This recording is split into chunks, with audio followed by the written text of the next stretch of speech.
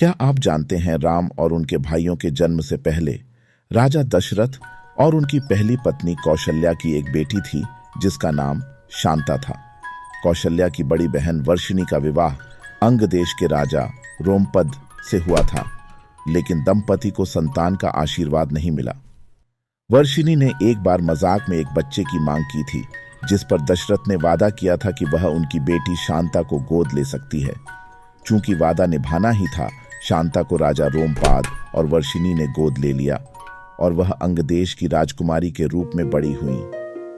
वर्षों बाद शांता बड़ी होकर एक सुंदर युवती बन गई। एक दिन शांता और उसके पिता रोमपद बातचीत कर रहे थे।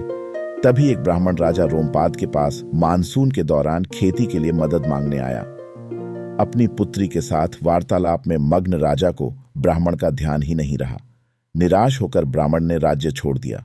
ब्राह्मण भगवान इंद्र का भक्त था। तब इंद्र अपने भक्त के अपमान पर क्रोधित हो गए। राजा रोमपद को दंडित करने के लिए बारिश के देवता इंद्र ने मानसून के दौरान अंग देश में बारिश रोक दी। गंभीर सूखे और अकाल से प्रभावित राजा रोमपाद को बताया गया कि स्थिति को केवल एक ब्राह्मण द्वारा ही कम किया जा सकता है, जिसके पास पूर्ण शुद्धता के पालन से आने वाली शक्तियां हैं।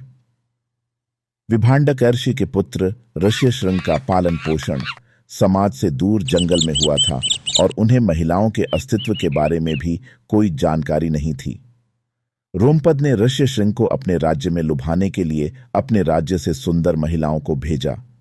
ऋष्यशृंग को अंगदेश आने के लिए राजी किया गया और उनकी जादुई शक्तियों से अंगदेश में भरपूर बारिश हुई। ऋष्यशृंग ने शांता से विवाह किया।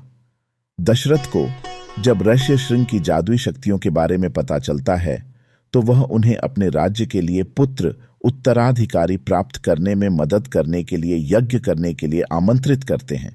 ऋष्यशृंग इसका पालन करते हैं, यज्ञ करते हैं और दशरथ को 4 पुत्रों का आशीर्वाद मिलता है।